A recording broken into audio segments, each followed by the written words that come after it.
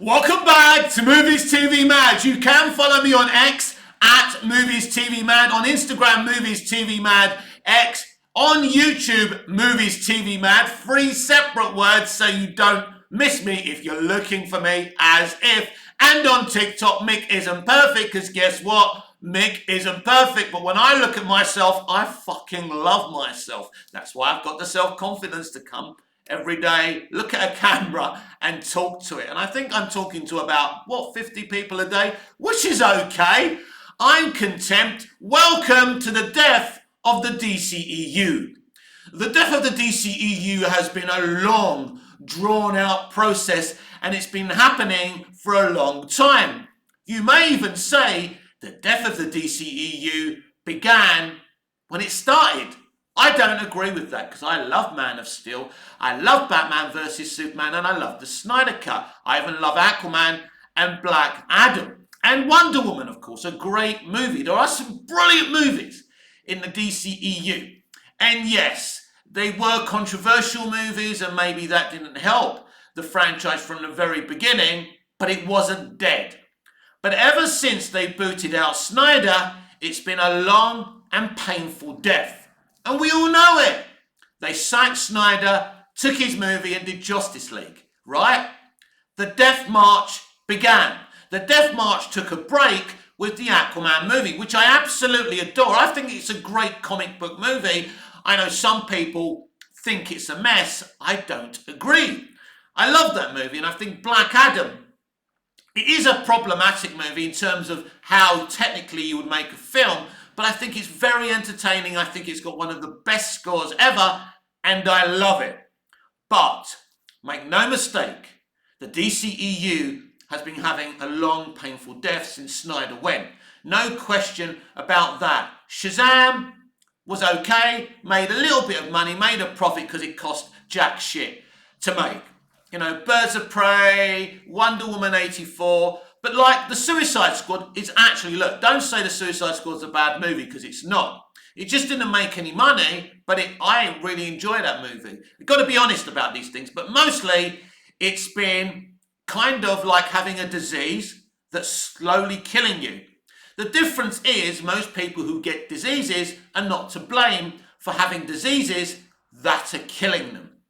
But the disease that the DCEU got was implanted on them by studio executives who have no idea how to tell stories within moving pictures. They brought this on themselves, right? Nolan's mate, David Goyer, who he wrote the Dark Knight trilogy with, had an idea for a Superman movie. So Nolan, put him forward as a friend. Nolan got involved with constructing the story of Man of Steel. Then they said to Nolan, right, you can make all the decisions, right? So what did Nolan do? He brought in Zack Snyder, a very controversial director. Brilliant director, one of the best as far as I'm concerned, but controversial. And not a guy who's going to make films for the mainstream. But here lies the problem. They wanted DC movies for the mainstream. So really, if you want DC movies for the mainstream, Zack Snyder is the last person you bring in. As much as I love him, and I wouldn't be without his DC movies. And I can't wait for Rebel Moon, as you already know that. But not the guy to bring in if you want to make colourful, easy to watch mainstream movies. Like James Gunn is the kind of guy you bring in for that. Although Gunn's approach is very different and unique, I will say that. He isn't Kevin Feige, and he has some very different ideas to Feige how to implement a cinematic DC universe. And I'm very excited to see what he gives us. So, the Snyder thing was never going to work out because the studio wanted to make money. Snyder's not necessarily the man to make you record-breaking money, but he makes unique cinema. There is no question about that. But WB didn't want unique cinema. Well, they probably did want unique cinema with unique box office, but they didn't get both. So they fell out with Snyder. So instead of removing him, right, which I would never have removed him, I would have been patient with his vision, but instead of removing him and starting from scratch, they decided to recycle what he did. We've been through this so many times. So we've been having this long, painful death of the DCEU. And finally, the elephant in the room is here. That elephant is Aquaman and the Lost Kingdom. And we've got some projections. We've got some domestic opening box office projections. This movie will make no more from 30 to 50 million on its opening weekend. I don't even expect it to get to 50. And I would still suggest to you, you go and see it. I've seen this film via a test screening. I was very impressed with it. And that's when it was barely finished. I've heard it looks outstanding. It's classic James Wan. But listen, I think this is a movie that you can enjoy in movie theatres. But I don't expect any of you to listen to me. And I expect this film to be heavily boycotted for a multitude of reasons. I mean, will this movie make more money than, for example, The Flash or Blue Beetle? I think look, it's going to be an interesting time of year. There is a bit of competition out there. I think if it was on its own, it would make Black Adam money. And I'm not sure if it's going to get released in China. Will this be an incredible flop? I mean, that is interesting, isn't it? Because I don't know if this is going to be an incredible flop or a solid return. I think one thing's for sure, it's not going to bring in the $1 billion plus globally the first movie did, because even that was an enigma. I mean, nobody really knows how that film made over $1 billion. Nobody knows that. I love the film and I don't know how it made that type of money, but it was a big break for the DCEU. Unfortunately, it was the only DCEU movie ever to deliver $1 billion return, and that's on James Wan. James Wan gets credit for that, especially coming after a clusterfuck like Justice League as well. So I'm not sure what's releasing at the same time as Aquaman and the Lost Kingdom. I think if it was on its own, it could definitely make Black Adam money. If it actually is released in China, I think this movie could make just under 600 million. And believe you me, WB would be very happy with that. If it's got a lot of competition, I think it will fall a lot shorter than that, and it will end up being a horrible flop like the Flash movie and Blue Beetle and Shazam Fury of the Gods. But now I need to talk directly to Snyder fans. I know you're looking forward to this movie flopping. This movie flopping means jack shit. Even James Gunn won't talk about this film, right? So he's given up. He's given up on promoting these shitty movies, right? It ain't his fault these movies flopped. I know people are trying to blame him for these movies flopping because he was promoting his new tape. But ultimately, we want to talk about the new era. Who wants to talk about the DCEU anyway? What's the point when it's dead?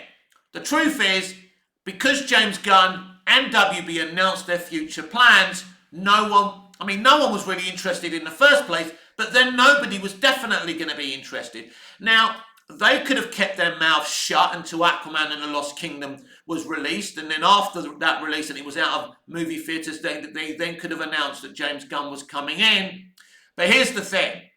Scoopers know everything. There's no way they could have kept this a secret, and that's the problem. You could argue that James and Peter and Zaslav didn't have to overly promote the new era, but of course they want to overly promote the new era. And they have to start casting now. They have to start making plans now, and they want to hype you up for the future, because the DCEU is the failed past. So there's a multitude of reasons why the DCEU has been dying this slow, painful death, and it isn't a nice thing to see. But at least with the DCEU, even though there's some fabulous movies I've listed so many times, Man of Steel, BVS, Wonder Woman, The Snyder Cut, Aquaman, Black Adam, I love those movies and I will always watch those movies and enjoy them, especially the Snyderverse. But, you know, it's been dying for a long time.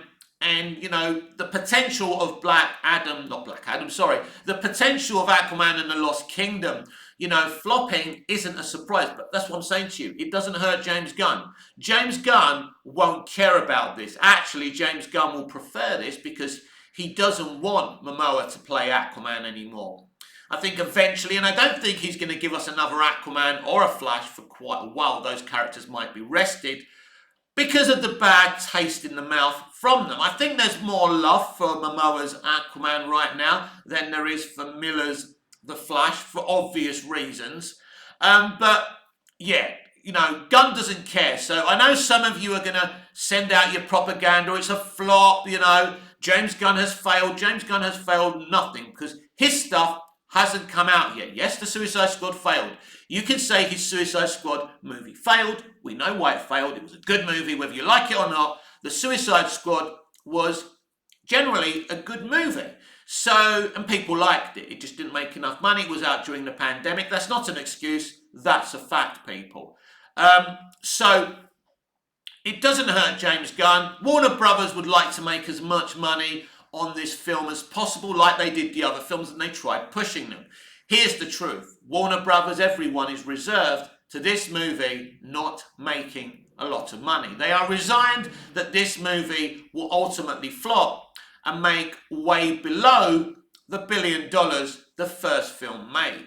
But it will be interesting how much below that $1 billion it will make. And I'm not sure if it's going to be as bad as Blue Beetle in terms of box office, The Flash and Shazam! Fury of the Gods. As I say, it could end up being slightly better. I'm not sure. But listen, this film will underachieve. No one's hyped about it. I mean, even DC fans are not that hyped about it. But I will go and see it and I will review it because I liked what I saw in the test screening. I think it's an okay movie, and I think if they haven't cut out the really dark moments from this film, you are looking at a rough of calm movie. That's the sad thing about this whole entire situation, that actually Aquaman and the Lost Kingdom is a pretty neat and solid DC movie.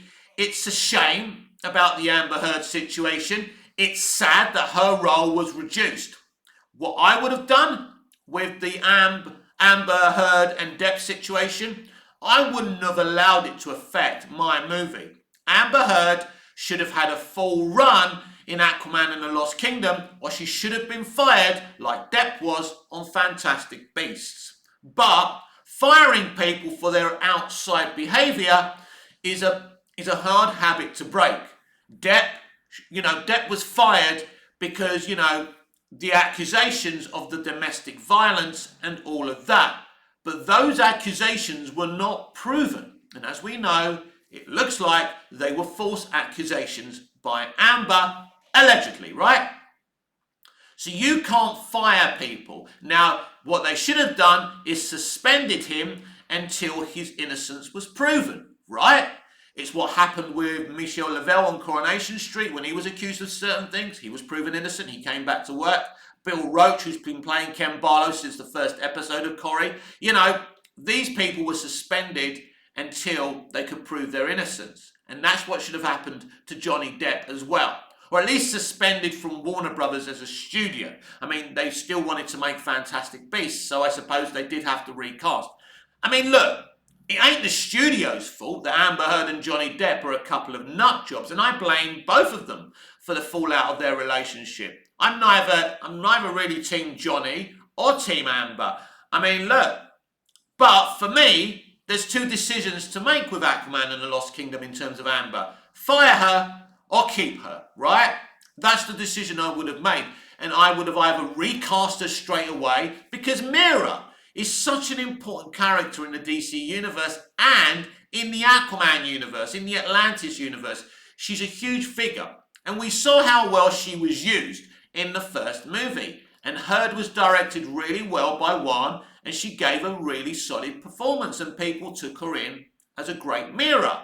So, you've got to make a decision. In the end, they didn't make a decision. They just said, we'll reduce her down. They did try to remove her from the movie. We know that Hamada tried to say there was a chemistry issue.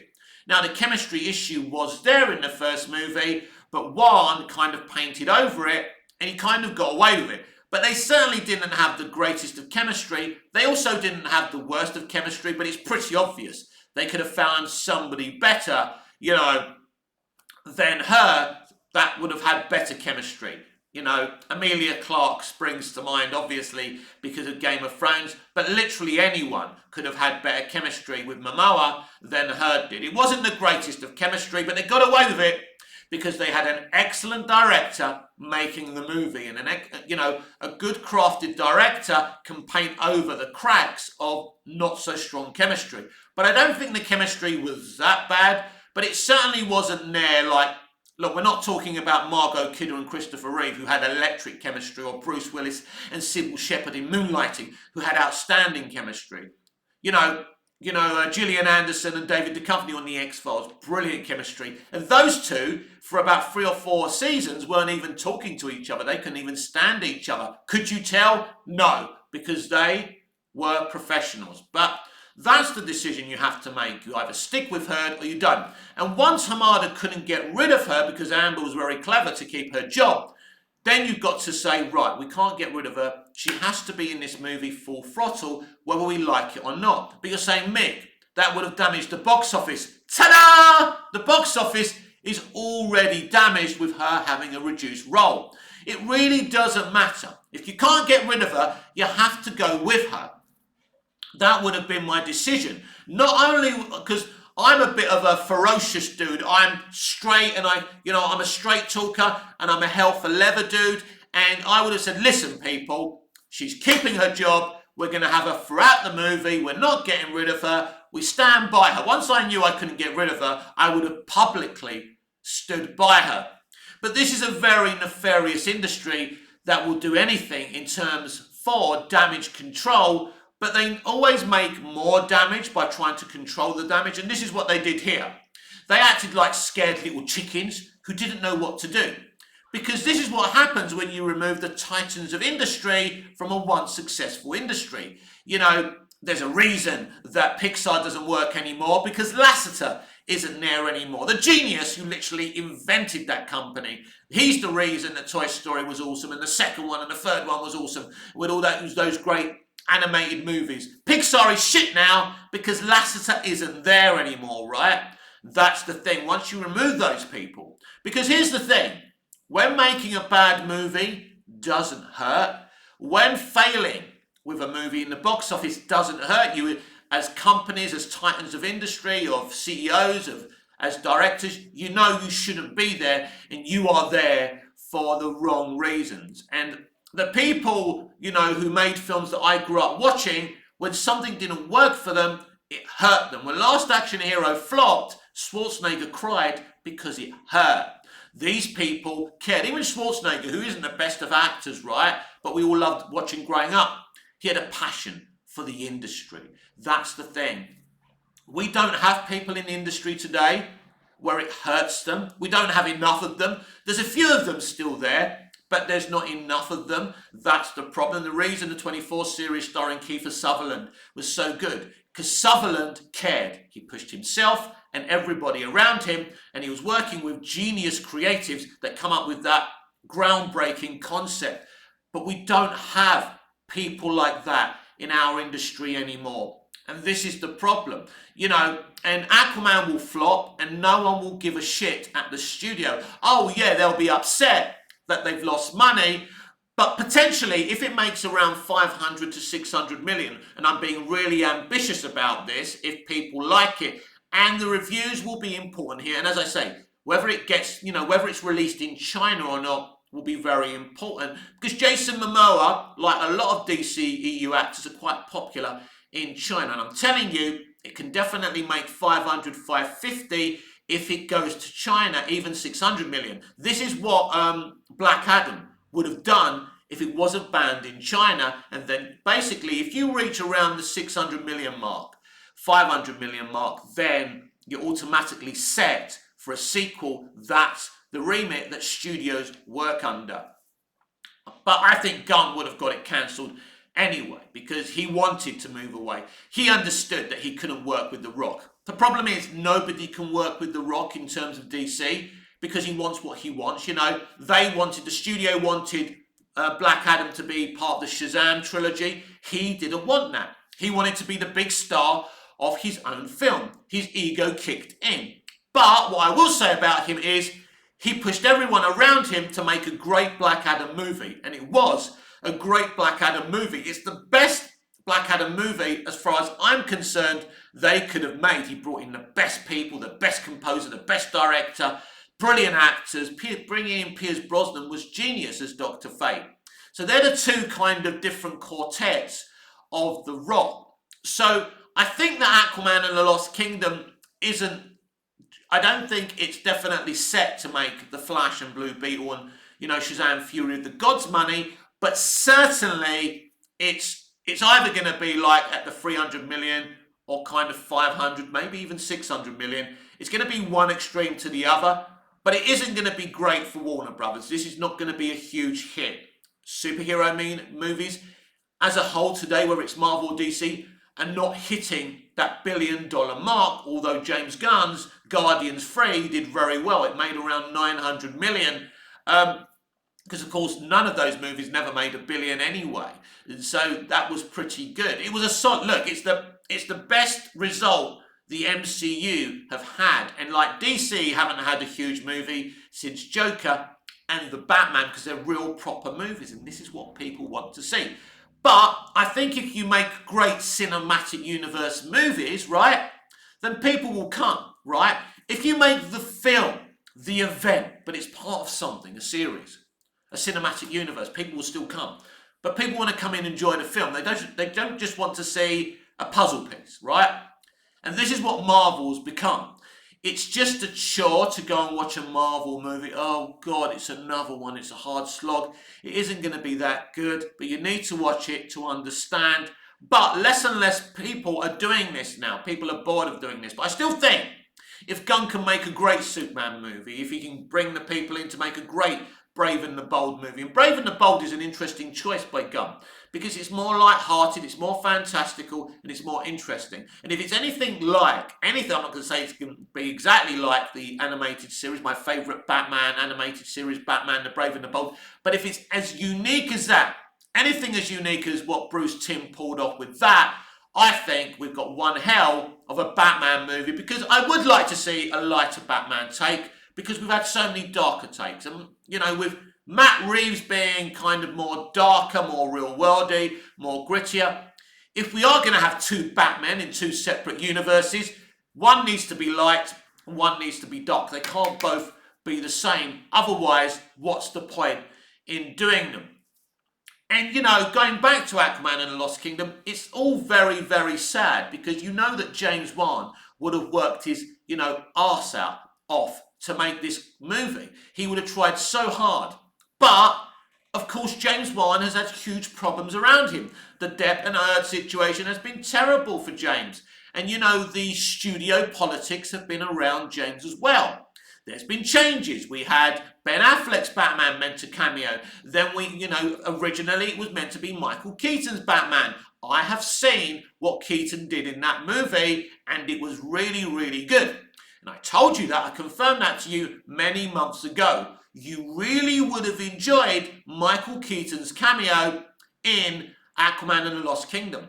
And I know a little bit about what he did in the Batgirl movie. You would have also enjoyed what Keaton did in that movie. I know a lot of you were very hyped and enjoyed what Keaton did in the Flash movie. And I must be honest, I liked what Keaton did in the Flash movie. That wasn't a bad element.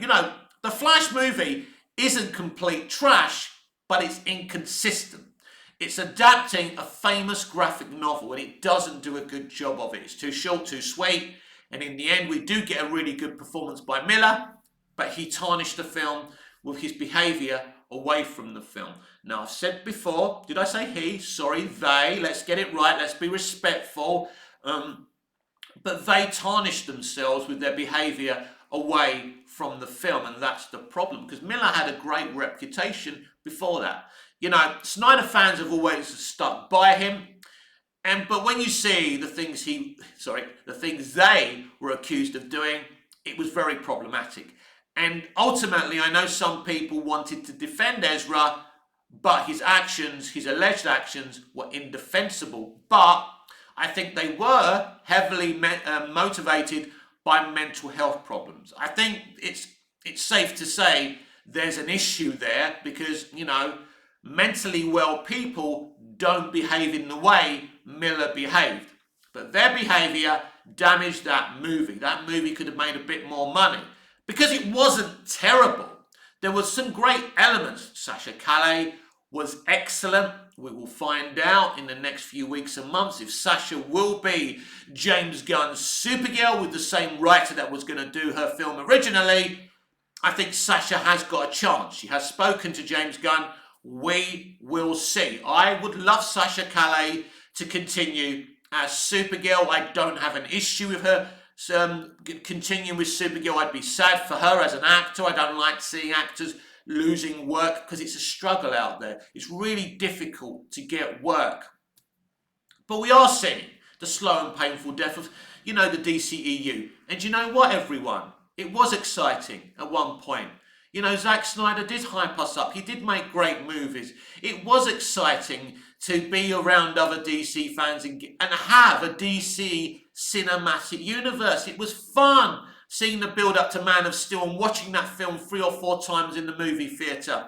Batman vs Superman. I personally loved that film in my first experience and I continue to love it more and more and more. Zack Snyder's Justice League, an incredible Justice League movie. Very difficult for anyone to outdo that movie and make another Justice League. We'll see what James Gunn does in terms of that. Wonder Woman, an outstanding movie. The first live-action Wonder Woman movie. Outstanding.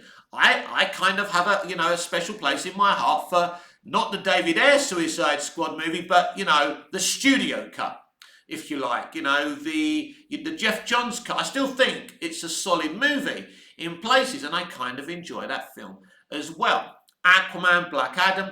As I said before, I've got a lot of good memories, great memories of the DCEU. And I think while Snyder was there, we were heading for something special because I'm one of those people who enjoyed Snyder's DCEU. I'm one of those people who enjoyed what he was doing. I wanted to see his 3 Justice League movies. I wanted to see his 5-movie arc. And ultimately, the studio handled this whole thing so badly. And, this is why we are where we are now. Now, let's be honest, David Zaslav hasn't covered himself in clover since arriving. He shelved Batgirl. He wanted to shelve the Looney Tunes movie, and because Gunn didn't allow it and Gunn started telling all other directors what he was up to, other directors didn't want to take Zaslav's calls. All of a sudden, Zaslav had to try and sell it to other streamers. And this is the problem. So Zaslav hasn't covered himself in clover, but he did appoint James Gunn and, Peter Safran to run DC Studios. One thing Zaslav's done well is creating a DC Studios, but it's no point having a DC Studios in name only. But it does seem that Gunn is putting people in positions now at DC Studios. We were talking about a long time where it seemed it was only a DC Studios in name only, and now there are people there. Nobody knows if Gunn's going to succeed or failed. But we know if the studio didn't interfere in Snyder's vision in what he was doing, we could have had something utterly successful. And who knows what could have happened after Justice League 3? Who knows if we had a Man of Steel 2, if we got Ben Affleck's The Batman? I mean, you could make a fucking 4-hour documentary about what went right and wrong with the DCEU. You could make a 5-hour documentary about, Ben Affleck's The Batman movie, which sounded like a brilliant movie. Not just a brilliant movie, sounded something like we haven't seen in the realms of Batman live action before. We were going to get so much, and it would have been unique, and we were robbed. Snyder was robbed as a creative, but we were robbed as well. And instead of getting that, we got this slow, painful death of the DC Extended Universe, and it's looking like Aquaman and the Lost Kingdom won't make a hell of a lot of money. But we will see. But it's a DC movie. I'm excited for all of you to see this DC movie. But it's just a shame that, again, the fans have to suffer at the hands of New Hollywood, which seems to be populated with CEOs, producers, and creatives, not all of them, but most of them, that just don't care about giving the consumer something. Because that's how you make money, everyone. If you give people good shit, they'll buy it. It's as simple as that. That's why a restaurant with Michelin stars makes the best food.